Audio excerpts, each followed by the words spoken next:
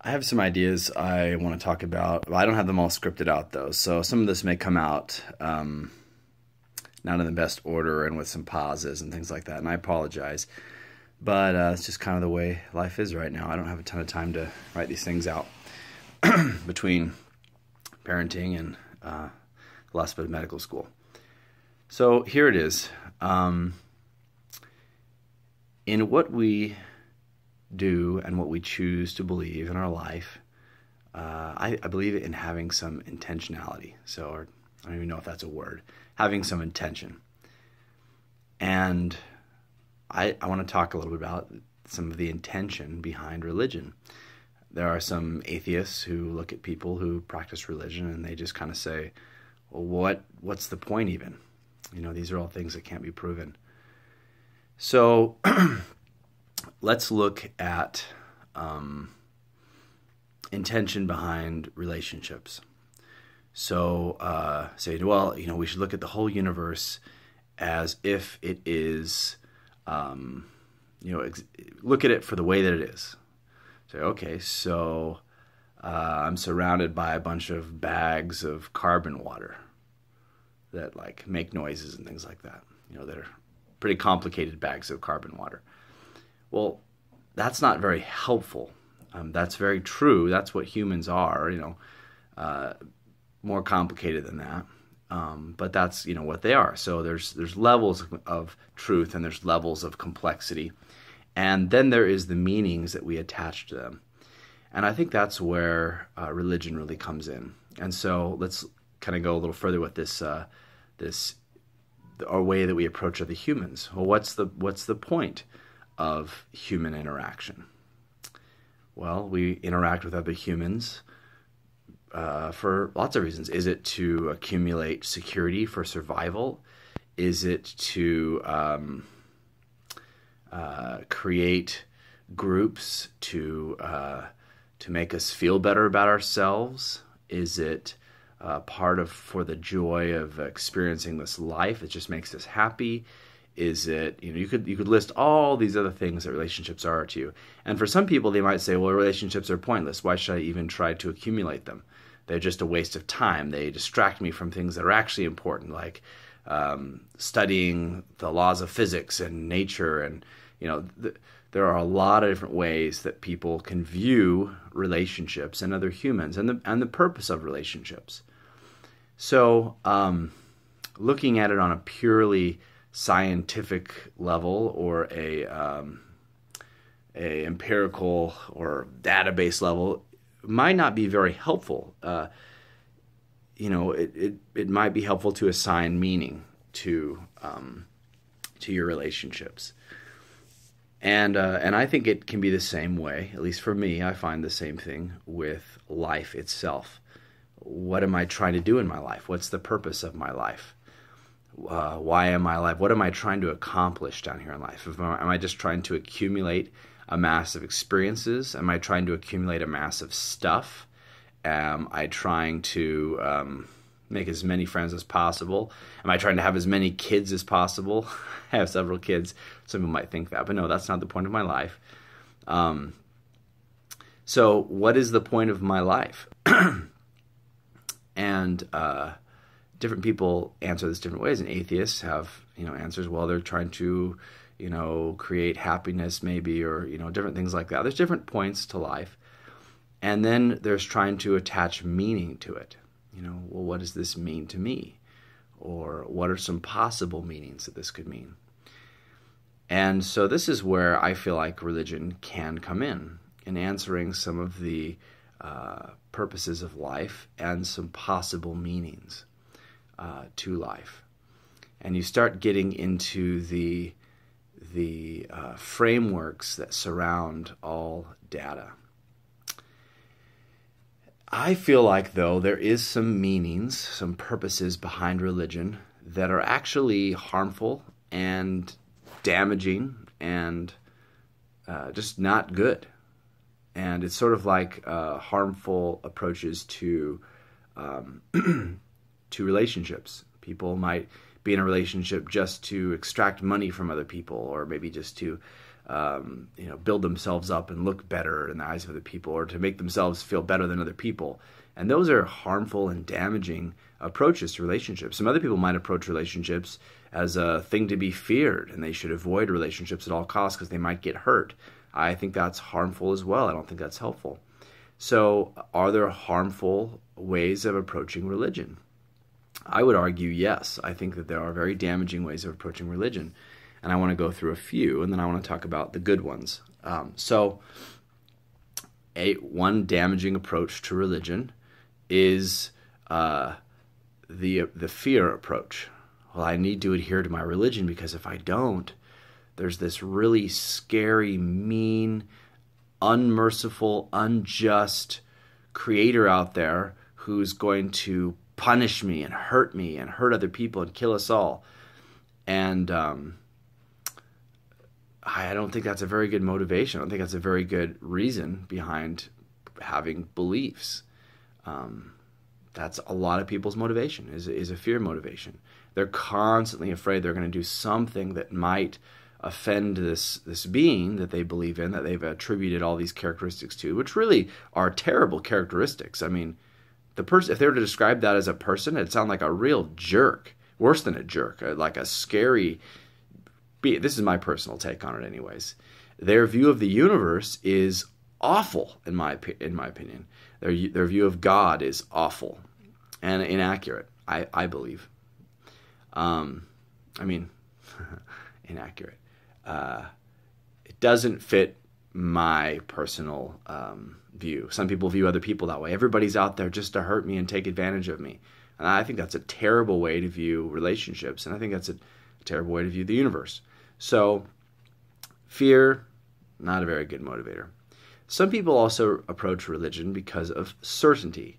They have a bunch of unanswered questions, and they go to religion to get answers. And then they find these answers and they nail them down. Okay, I've got answers to all these questions now. And now that I have my answers, I need to defend my answers at all costs. And, anybody even tries to attack or in any way question the answers that I have, I need to attack them, and I need to defend the answers that my beliefs have given me. And this, what does this give them? It gives them, comfort, because they're like, oh, I had all these questions that I didn't have answers to, and now since I've held on to this religion, I've got answers to all these questions, and I feel so much better now. So that gives them a sense of security, gives them a sense of comfort, and it gives them this kind of certainty. They feel very certain. They know there's no questioning everything. All the questions are answered, and they've got the answers, and everything's wonderful. I actually don't believe that is a good approach either. And I could compare it to some other way of approaching relationships that is, better than living in fear all the time, maybe, but still not the healthiest way to approach relationships. So, why? Why do I feel like that is a bad way to approach religion? Well, for one, it's a bit delusional. We don't have all of the answers. We have a lot of theories, and some of the theories are, I feel like, pretty good. Some of the theories are really, not super well founded. And if we hold to theories that aren't well founded, especially when information comes along, like let's say we discover the age of certain things, and it might contradict one of our theories, when the scientific method produces very good, well-founded evidence, and we start rejecting that evidence because it contradicts all the answers that we've accumulated, that some of which are thousands of years old and based on traditions that were passed down, and altered over thousands of years, is that really more reliable than hard, good evidence produced by the scientific method? And I would argue probably not. Now, if it is well-founded, then yeah, I think, if the science is still a little iffy, there's not a whole lot of evidence based on the scientific theory, to support it, and there's a whole lot of support and evidence for the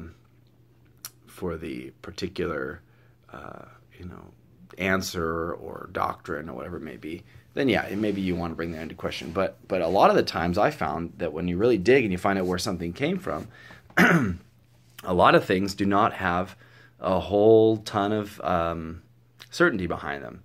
The words are there, but the different ways that the words can be interpreted is very broad and very open for finding ways of understanding it that do not contradict some of the discoveries we've made through the scientific method. So, so going to religion for certainty is, I think, that I feel like is really a big one for a lot of people. The fear one's a big one for a lot of people, and the certainty or to get answers is another big one. Now, there's another approach to religion. There's a lot of approaches. Some people go for the food. Some people go for the social aspect. Some people go for tradition. Well, it's easier than rethinking all my beliefs. It's easier than rethinking my life is just to go with what I was handed. And so, regardless of the fact that there's billions of people on the earth that believe differently than me, I'm just going to assume that they're all wrong and that the way that I was raised was absolutely perfect and right because it's easy. It doesn't require a lot of effort and it's comfortable. It's comfortable to me, That's another approach, going for what's most comfortable. So they go to religion for comfort. There's a lot of motivations. And I think everyone is probably brought to religion for multiple of these. And I myself have done this. And I go to science for similar reasons. I find comfort, I find certainty, I find all these things. We have a lot of motivations for what we believe. And ultimately, at the end of the day, people are going to believe what they want to believe. And they're going to choose to believe that because it offers certainty or comfort or it has some benefits to them in their life. At least that's what I have observed. Well, that's the way I interpret what I've observed.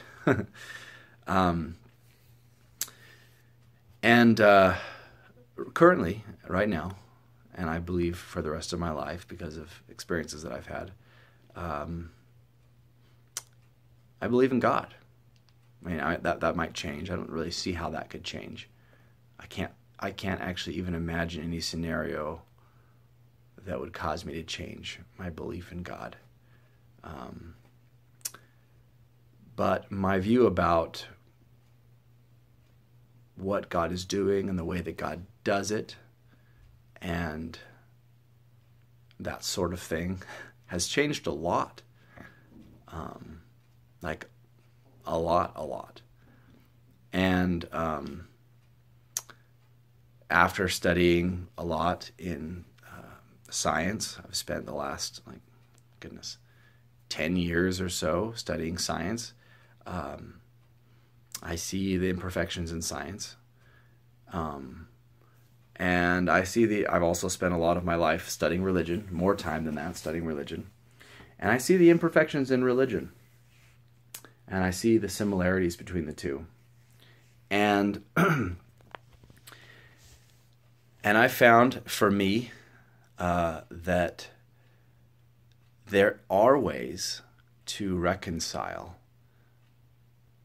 religious ideas with scientific theories and the evidence that supports them. And if I've got a form of reconciliation that eliminates cognitive dissonance, that sort of uncomfortable feeling of when you've got one piece of information over here and you've got another piece of information over here, and you're trying to reconcile the two, and they're just, the way that you're holding on to them doesn't allow you to allow them to fit together. For example, if someone said, oh, well, everyone that is wicked ends up being poor, or all the people in all the people that belong to other churches, they're all evil and they just, they deny God. And those sorts of beliefs, I didn't have those beliefs before. I'm just throwing out examples of beliefs that people might have. And then you go out and you see a bunch of poor people and you're like, wow, these poor people are really good people. And that doesn't match my belief that I don't have, that, poor people are wicked. So, there's some cognitive dissonance. You've got an old belief, and then you've got some evidence, and now you have to reconcile the two. Well, I feel like science has given me a lot of evidence. Is science perfect? Nope. But it's the best thing we've got for a lot of answers to a lot of questions. Not all the answers to all questions, but a lot of the answers to a lot of questions are answered very well with science. So, what then is the role of my religion in all of this? It has many roles in my life. It is a source of comfort to me. There are questions which science is incapable of answering, as far as I know, that religion does answer. There is a huge social aspect to it. The support is huge. There's that assurity that is also getting answers. There's a lot of things that religion does for me, but there's also something else that religion does for me. Through living life, there are all kinds of experiences. That experience of having a child, and you hold your child in your arms. And not everybody gets to experience that in life. A lot of people don't get to experience that. And yet that experience is one of the greatest experiences that a person is capable of having in their life. That feeling of being married to someone and holding them in your arms and being absolutely and totally insanely in love with them is an incredible life experience. And an experience that I would hope everybody would have an opportunity to feel. And a lot of people don't.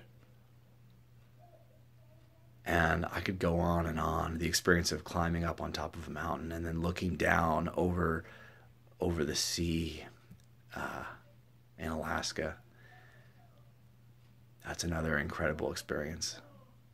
The experience of being on a boat and having the sunrise, and you're out in the middle of the ocean, and you look out, and the whole ocean lights up like it's on fire. And you just drive the boat into the sunrise. There are so many incredible experiences in life. And I would say easily the most incredible of all of the experiences that I've had have been experiences. Hi, sweetheart. Hey, honey, I'm recording a video for a second. My daughter's coming in. Speaking of wonderful experiences. Oh, one moment. Wonderful life experiences right here. 2 of them. Hey, sweethearts, I'm recording a video for a moment. Is it okay if I finish this up and then I'll be right out? Is Mom is in there? Mommy's upstairs. Okay. Love you guys. Do you want to go see Mama? She's upstairs. Go get her. I'll be out in just a minute. I gotta say, another one of the best life experiences that I've had, and I'll get back to the other one. One of the best life experiences is driving my car up to the house and knowing that in just a matter of seconds there will be these wonderful faces of these wonderful children that I adore, and they're going to open the door up and they're going to see me, and then they're going to smile so big. And I feel this incredible love for them, and they feel this great love for me. And then they start to squeal in excitement. And I get out of my car, and they run up to me, and they wrap their arms around me, and they hug me, and they tell me how much they love me, and they tell me how much they miss me. And I hold them in my arms, and I pick up as many kids as I physically can. I have 5 kids. I know I have a lot of kids. I love my kids. Anyway, I know it's crazy. But, oh my gosh, that is such a wonderful life experience. And it's a daily experience. These are all life experiences that we can have. And they are incredible, and they're wonderful. And not everybody gets to experience all of them. What I was about to say was that the greatest life experience that I've had, greater than anything else, easily greater than anything else, is a kind of experience that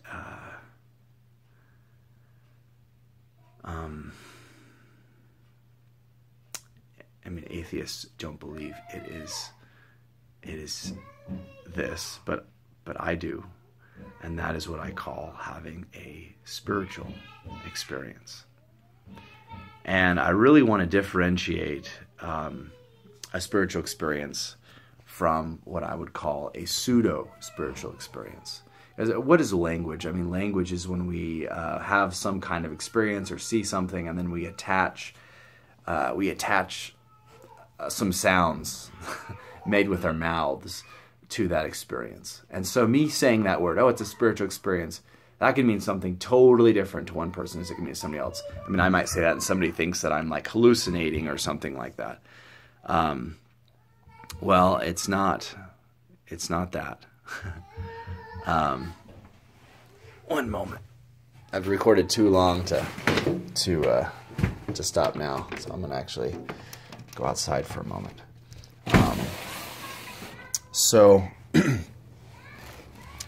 So anyways, this experience, yes, I just go out a window. This experience of having a spiritual experience, I think some people might call it enlightenment, or a peak experience is another word that I've heard it. But it's the greatest experience that a person can possibly have in life that I've ever had in my life. And I've had a lot of really wonderful, incredible experiences. And it's really hard to describe. It's not a visual experience. It's not an auditory experience. It's not a physical sensation kind of experience. It is reaching a place in your mind that is otherwise unreachable, where you have a kind of awareness of something that you did not have before, and a kind of like almost like another sense. It sounds really weird. Probably sounds like using drugs or something. I was not using any drugs. I really have a hard time explaining it, but I can tell you it's the greatest thing I've ever experienced, and I've experienced it many times. I can't just make it happen. I can't just like, okay, I'm going to have this experience now and get myself there. But a large part of it, the experience, has been, it only occurs in my life. It's only occurred when I have tried to live the teachings of my religion as closely as I can, while, I don't try a good word for it. There's a lot of words they use, like surrender, or giving my life, my will over to a higher being, to God. Some call it accepting God. I don't know how to describe it. Turning my life over to God. And yet it's something that I can't see, or something I can't feel with my hands or hear with my ears, but yet it's just, I really can't describe it. but it is an experience that I would hope and want everyone would have the opportunity to have, and I only seem to be able to have that experience in religion. Now, earlier I was going to contrast it to a pseudo-spiritual experience. A pseudo-spiritual experience is when someone is not experiencing what I've just described, but experiencing something else that is actually a really awful substitute for it. It'd be kind of like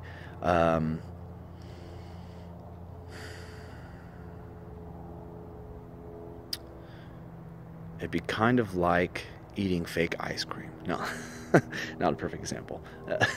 Nothing's going to be a perfect example. It's kind of like if you've, and I've never done this obviously, but if someone were to,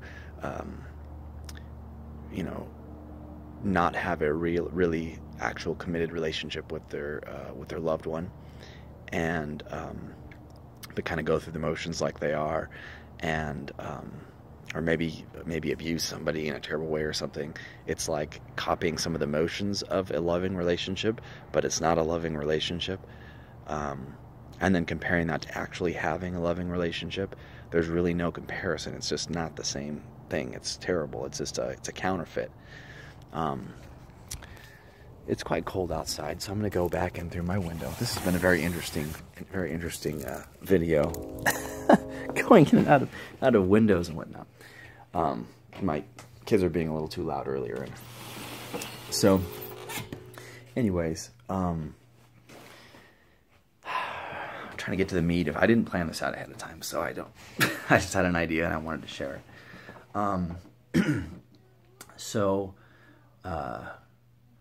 pseudo spiritual experiences is when you're like, oh, I think I'm feeling something, or you kind of trip yourself into feeling something, and you're like trying to force it, and you're like, oh, I feel connected to thing. I don't know. It's really hard to explain, but it's not the real thing. I felt that too. I've had pseudo spiritual experiences, and it's like you're kind of confused, and you're like trying to force it. It's not the same thing. So it's hard because a lot of people are going to watch this and they're going to be like, yeah, I've felt that before, and in reality, they haven't felt it. They don't know what it is that I'm talking about. So I think I'm done. So that experience brings like a whole bunch of other things, like love and peace and kind of an assurance. It brings all the things that other people can get from religion that are good, but it brings them in like a real way, like a different kind of way. And it's really hard to describe. It's almost like all of a sudden all the other things that you had from religion, the other ways, were kind of like counterfeits for this experience. So the other reason then for having, for going into religion, I guess, and this may sound kind of like just being an experience junkie or something, but is for this connection, for this kind of almost like a relationship, or for this experience, I guess, and for continued experiences. People are like, well, why don't you just go drop acid or something to have these kinds of experiences? I've never done that. But I've looked at people who have done that, and I don't really like the way it looks in their life when they've done that, because I know people that drop acid, and I've also met other people who've had spiritual experiences, and it was from watching these other people that have had these spiritual experiences that I decided that I would like to have that experience in my life too, and that was why I pursued it. So anyway, hopefully this made some sense to some people, and some will kind of see why it is that I believe what I do. And I hope you don't make any assumptions about what I believe, because unless you've actually asked me, you probably don't know. Anyway, I hear one of my wonderful kids crying, so I better go help them out. Anyway, I love all of you, and I hope everything's awesome in your life, and I hope this is helpful to you. Bye.